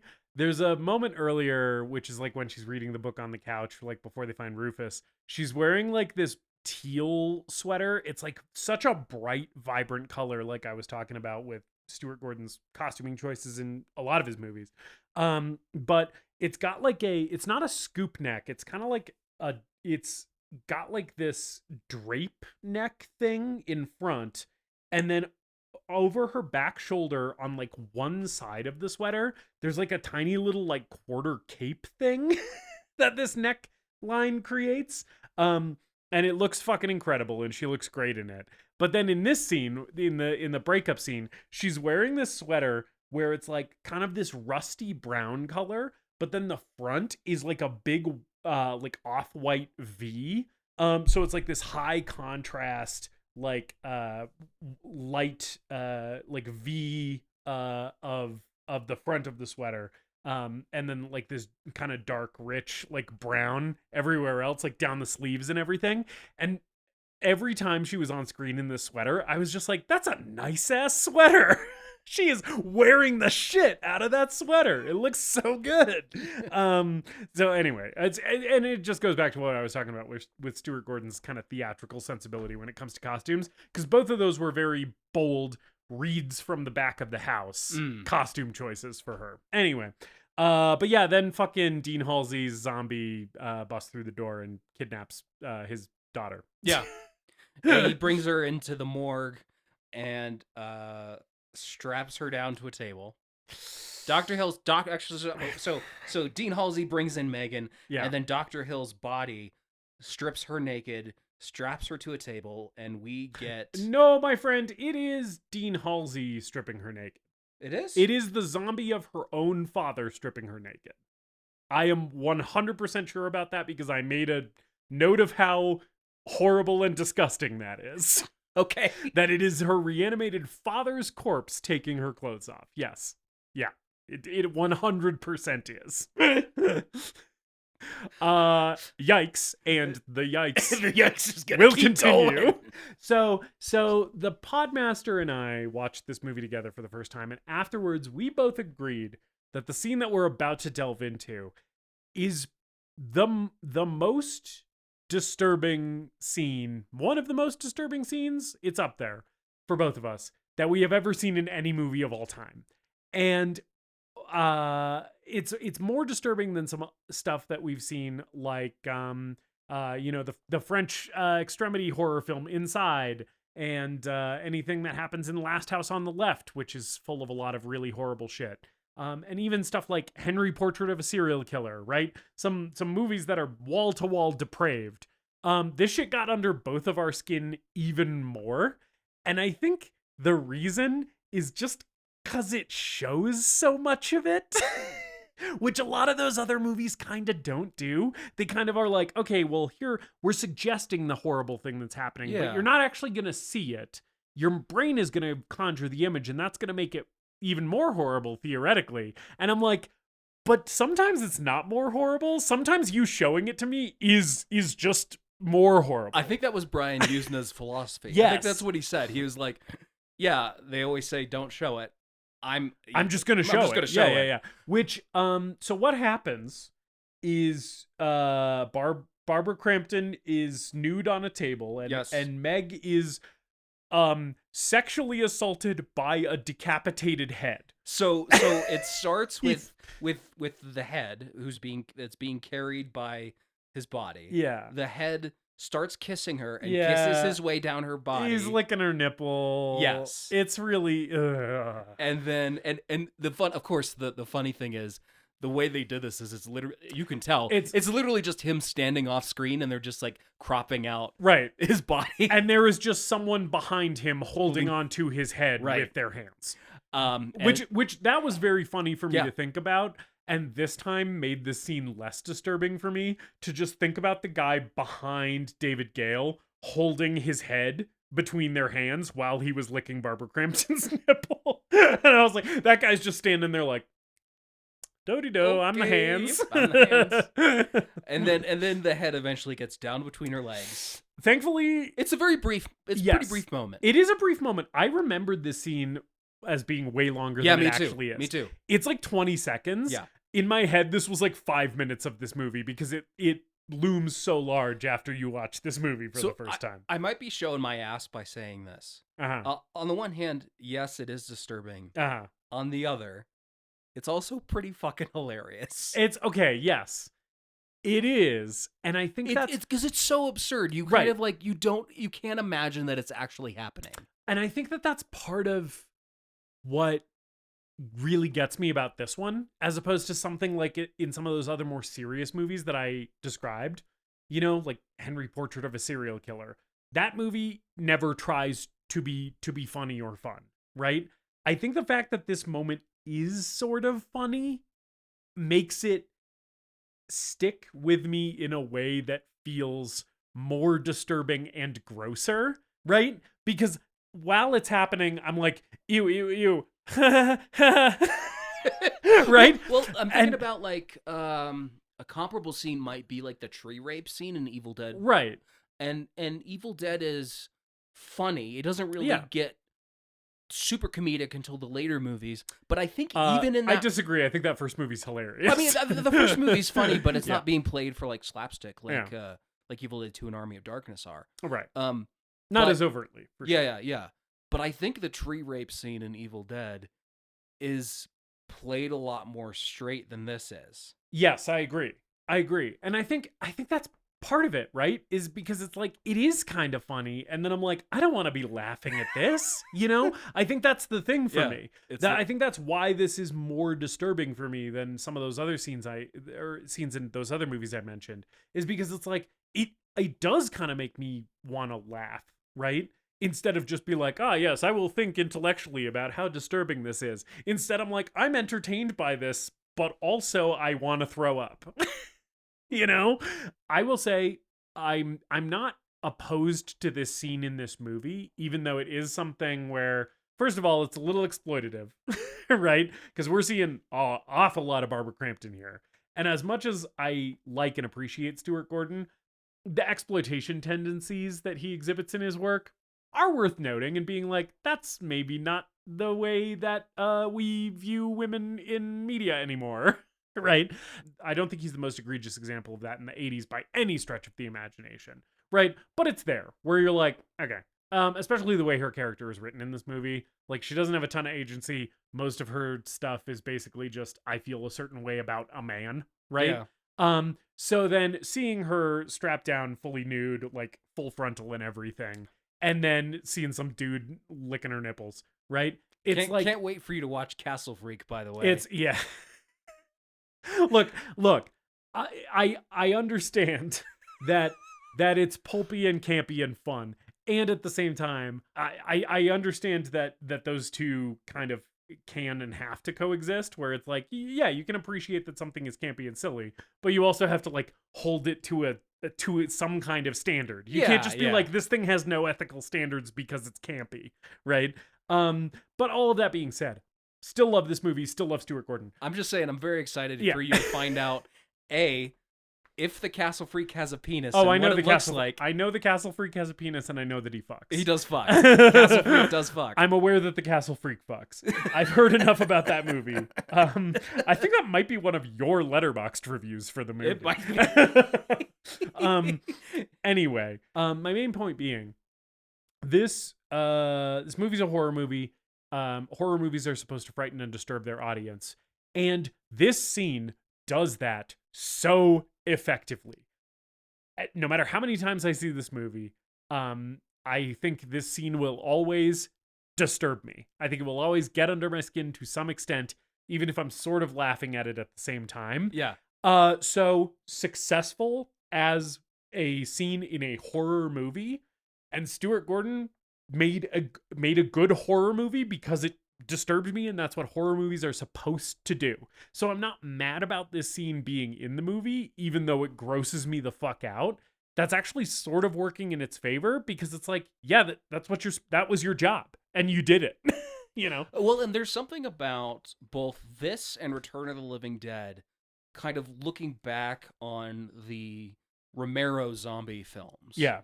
And trying to push the genre forward, and their solution to that is let's just make it as extreme as possible. Mm-hmm. We're gonna abandon the rules of the Romero zombie film and just make up our own. And that's what makes this and Return to the Living Dead, which I did see and I like it. I probably should go back to it.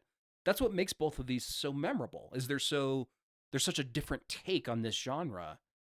And yeah, I don't know. Speaking of abandoning the rules of the genre and doing your own shit and just making it more extreme, let's get into what happens next in this movie. Yeah. One more thing before we leave the head giving head behind. Yeah, we do learn, because he is approaching her, to perform decapitated head cunnilingus. We do learn that Dr. Hill is not a student of the DJ Khaled school of thought when it comes to giving oral sex. He's apparently very down with that. Decapitated head cunnilingus is my favorite Cannibal Corpse song. You didn't laugh as hard at the DJ Khaled thing as I thought you were. No, I was focused on decapitated head cunnilingus. I was going to say, what also makes that scene disturbing is David Gale's performance. Yes.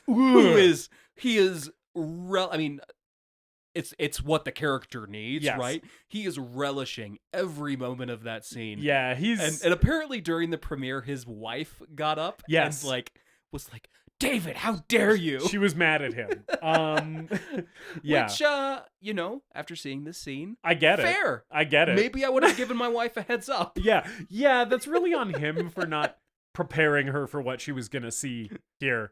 But yeah, no, his performance makes my skin crawl. And then Herbert West comes in to thankfully keep the oral sex from happening. Save the day.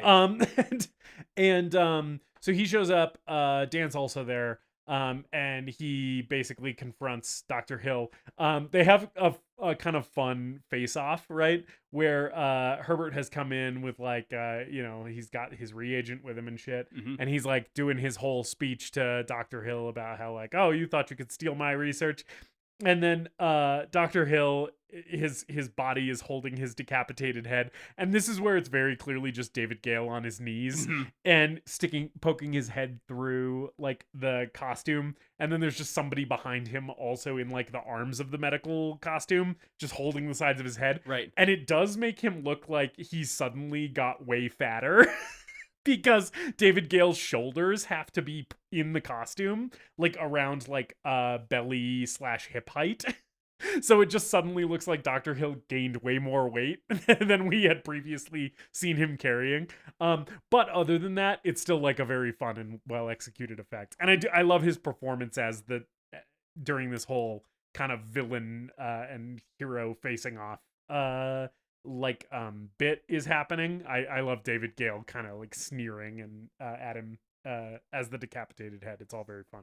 And then so Herbert here, he does have a very funny line where he's like, you'll never be able to take credit for my research. Who's gonna believe a talking head? Get a job in a sideshow.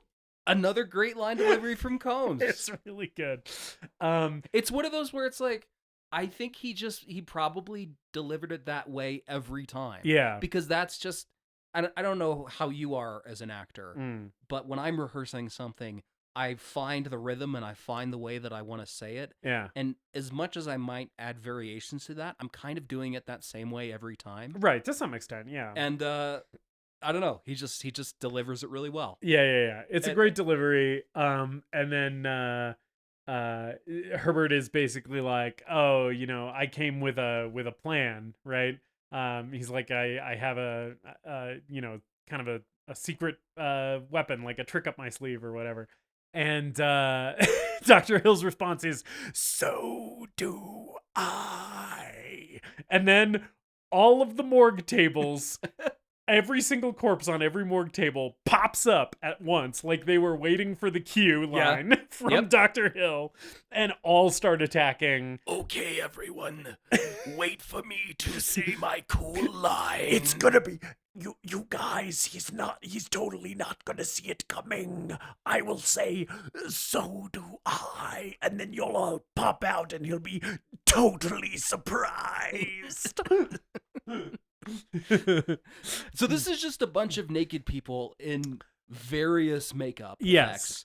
And it's great. And they all have their own thing. Yeah, like one's there's like a burn victim. Right. One's got half of his face blown off, which looks incredible. Yeah, there's like the guy who it looks like his back is like flaking off. He's got like this big like rash or wound or something on his back where there's like flakes of skin. And it's super gnarly and gross. Each of them is fucked up in various ways. And they're all credited in very fun ways too. There's like burn corpse, gunshot wound corpse or whatever, like is how they're all credited. And it's just chaos breaks out. And this is where the movie goes fucking bananas. Yeah. It is insane. And this is where, if I was not calm Justus on this episode, you would hear me screaming at the top of my lungs a lot more. Because things happen in this part of the movie. First it's a lot of just wrestling with corpses. Yeah. Right? But then eventually what happens is Herbert gets 2 syringes of the reagent and sticks them into Dr. Hill's body, right? One more dose! And gives him an overdose of the reagent. The body starts going crazy. And then he takes Dr. Hill's head and pitches it at a fucking wall. Or no, it's not Herbert who does that.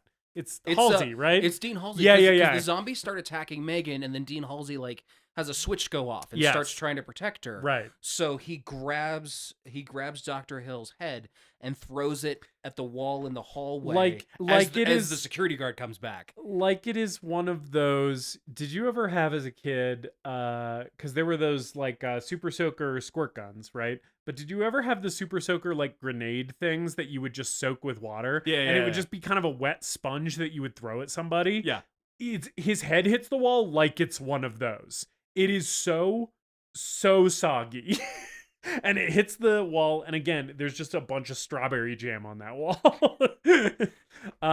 Yeah, and Mace the security guard is like, fuck this shit! And just runs out of the movie. Yeah. Before Dean Halsey throws the head, he also gouges out Dr. Hill's eyes. Oh, yeah. Which looks incredible. Which- and then he like crushes it and throws it. Yes, and it causes the other zombies to like feel pain or something. He does like crush the head between his hands. Yeah, he is psychically linked to the zombies, which he sort of explains. He basically says that the laser drill that he's invented, he figured out a way to basically lobotomize the part of the brain that controls will, right? And it's particularly effective on these zombified people, he says, right? So basically that has allowed him like full psychic control of all of these zombies. It's not very well explained, but it's whatever, Yeah. you know? Justus, I'm gonna allow you to be excited, Justus. Yeah. Because I'm gonna ask you what happens after Herbert West injects Dr. Hill's body. Because I think it's something that you would be really excited about. Yeah. So if you want to just let loose and tell our audience what glorious thing happens. I would love to, David. So as this is happening, so he does one more dose and he injects the fucking body with double dose of the reagent. While this is happening, one of the zombies just starts fucking around with the breakers in this morgue room. Yeah. And like making the lights go all crazy. There's a bunch of fucking fog that shows up. Yeah, someone like knocks over a beaker of chemicals or something. But then later, they run down into like another section of the hospital later, and there's fog there too. And I'm like, where the fuck is all this fog coming from?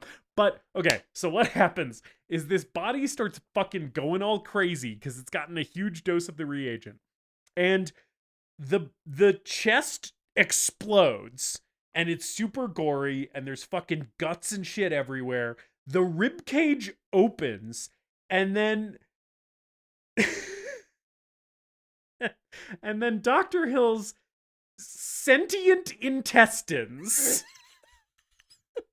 shoot out of his body cavity and wrap around Herbert West like it is a fucking ball python in the Amazon. I've seen this movie 3 times, and I forgot. I forgot about this. Ow! I don't know. There are 2 movies in my life that I've seen that include sentient guts. It's this, and it's Peter Jackson's Brain Dead, which I'm sure we'll talk about at some point. We will, and that episode will be unlistenable. Yeah, we'll just be because screaming the whole it'll fucking literally time. just be 2 hours of me going and then we'll say one thing that happens in the movie, and I'll, laugh like the fucking weasels from Roger Rabbit who laugh themselves to death. Yeah.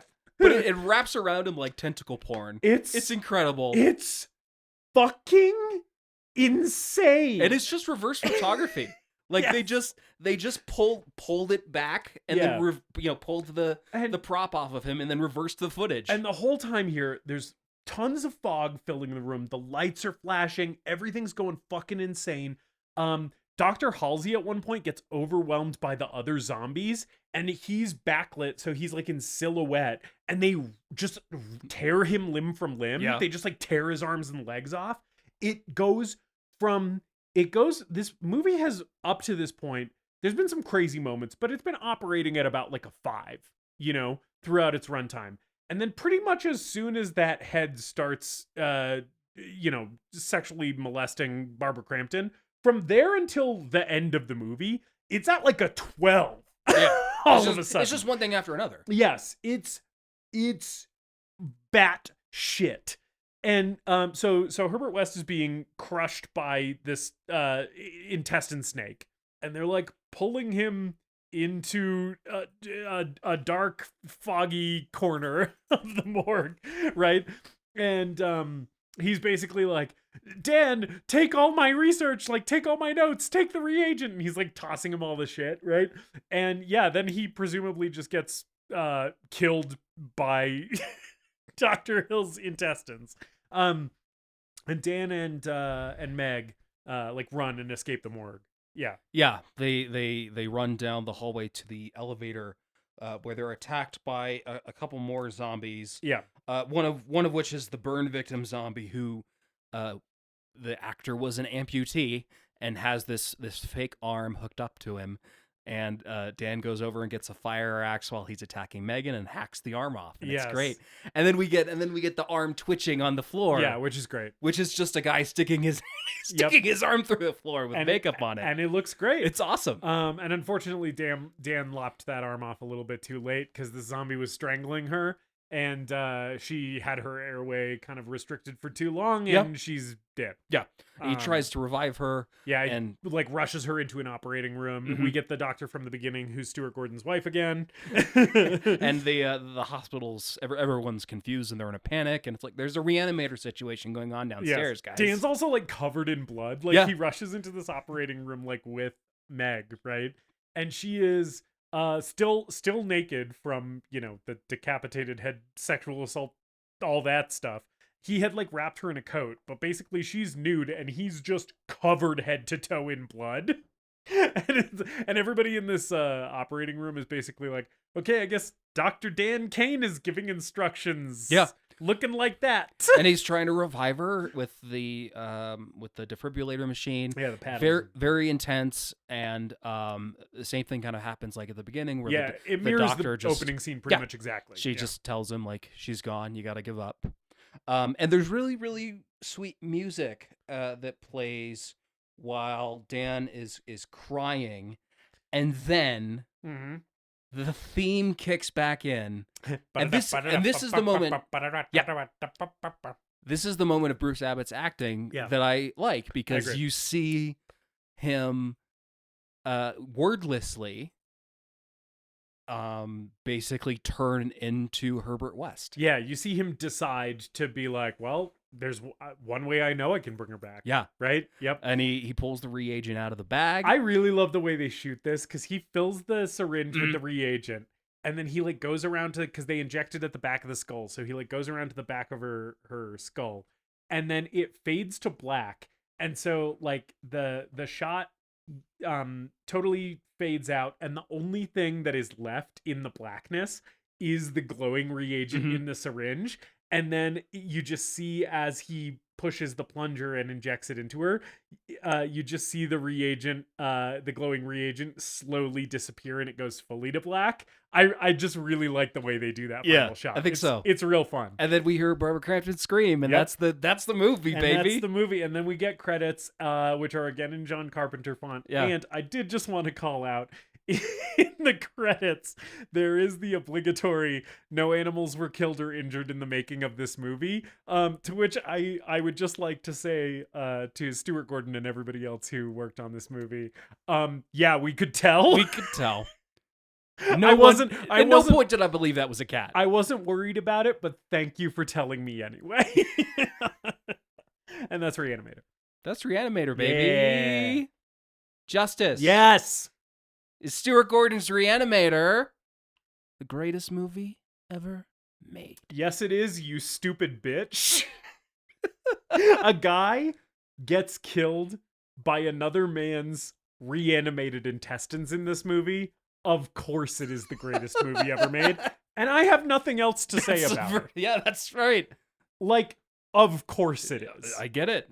David, is Re-Animator the greatest movie ever made? So the first time I watched this, I was kind of disappointed because I'd heard all these things about it and was really looking forward to seeing it after all these years.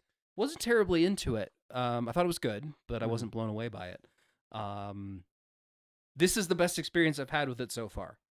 I fucking love this fucking crazy, disgusting, depraved, perverted little movie. Yeah. I think Jeffrey Combs is legitimately incredible. Like I think his acting performance in this goes beyond just like campy horror movie character actor stuff. I think he is doing incredible stuff here. I'd agree. Barbara Crampton's great. Yep. The other characters and actors in this movie, from the guy playing the security guard to Bruce Abbott to David Gale playing the Dr. Hill, they're all fun. They're all great too. Yeah. It's gory as shit. It's got great effects. It's so much fun. There are few movies that I can think of that are a better way to spend 86 minutes. So yeah, Re-Animator's the greatest movie ever made. That's what I'm talking about. And admittedly, I wasn't sure what I was gonna say when I watched it. Yeah. For this time, but yeah, fucking, this is a great movie. I knew exactly what I was gonna say. I have it in my notes from watching this last night. Verbatim, it says, "Yes, you fucking moron. A guy gets strangled by living intestines." Of course it is, because I always put it in my notes like greatest movie ever made ? And that was my response this time. The fucking moron, I think, in this case was myself for even asking myself that question, because I knew that happened in that movie and in this movie, and for some reason I was still asking. I can't believe I forgot about the guts. That's crazy, but I'm glad that you kind of got to experience that for the first time again. Well, because I remember Herbert West being sort of dragged off into the smoke, and I couldn't exactly remember what that was. It's by his arch enemy's large intestine. It's by guts, and presumably, I don't know, the guts fuck him off screen or something. I don't know what those guts are doing with him after they get him into that dark, foggy corner. Not really sure what the guts. I think the guts are getting up in those guts. Well, Dr. Hill did have some pent-up energy that he didn't get to expend earlier, so I guess, That's Re-Animator, baby! Yeah, that's Re-Animator. Fucking watch it. If you made it to the end and you haven't seen this movie, fucking, it's probably on Tubi right now. Right. It is on Tubi right now. It's also on Shudder. You can watch it there as well if you have Shudder. But Tubi's free, and it is on Tubi. Tubi's free, and they don't interrupt you with ads all that much. No. We're not sponsored by them. We could be. We're big Tubi heads here. Yes. If anyone from Tubi is listening, we will read ads for you happily. And there's a shitload of other Stuart Gordon movies on Tubi too. So you can watch Castle Freak, you can watch From Beyond. Yeah, I'd highly recommend, like I said, anyone who has already seen Re-Animator, or even folks who haven't, but maybe are going to give Re-Animator a watch after listening to this, also watch From Beyond. Yeah. Because you, again, really get to appreciate Barbara Crampton as an actress more in From Beyond, because it gives her a lot more to do.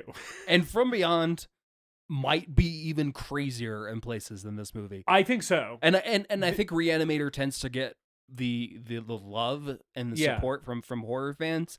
From Beyond is just as worthy and deserving of that love. We will probably do a From Beyond episode. Do a Re-Animator From Beyond double feature. Hell yeah. There are way, way worse ways that you could spend an evening than doing a Re-Animator From Beyond double feature. That's actually probably one of the best ways you can spend an evening, in my opinion. We're probably going to do a From Beyond episode at some point, so I'm not going to spoil too much. But to your point that From Beyond is maybe even crazier than Re-Animator, there is a point in that movie where Jeffrey Combs, who is also in From Beyond, gets his hair sucked off by a giant worm creature that manifests itself in the basement of their house. It starts eating him. It sucks on his whole body, and he comes out bald, which is bananas. He gets a haircut from Shai Hulud. Yes, yeah. My Letterboxd review for From Beyond, I believe, is oh hell nah, basement Shai Hulud made Jeffrey Combs bald. So that's one thing that happens in that movie. And there's a lot more crazy shit because it's a Stuart Gordon film. So maybe stay tuned for more of those on the show at some future point. Yeah. And in the meantime, fucking tell someone about this fucking show. Yeah. You stupid pieces of shit. Hey, be kind to our listeners. Sorry. Let's not degrade our. I don't know why I know I called you a stupid bitch for no reason. I don't know why I decided to get angry at our listeners. I was just like, There's just hostile energy in the room right now. But we both like the movie. It's know. not like we disagree. I know. I think both of us just had pent up feelings about Re-Animator that needed somewhere to go, Yeah. I guess. But yes, we do love and appreciate your support. So Yeah. please continue to do that and spread the word to your friends and family and loved ones about our wonderful little show here. Yes. Or I'll kill you. Justus, what are we talking about next week? Next week, we are talking with our friend Kevin Hurley, who is a person neither of us have met in person. He's an online friend of both of ours. Yeah. We've invited Kevin on the show, and the movie that he has selected for us to discuss is Mikey and Nicky, directed by Elaine May from 1976. This is where we're diving back into Criterion Collection territory. We're talking about actual real movie. Real good movies that are well regarded by, critics and society as a whole. Stars John Cassavetes and Peter Falk. Yes. Two actors that I have not seen enough movies from them. Until then, we love you so much. I'm sorry I was an asshole to you guys. And as always, later dipshits!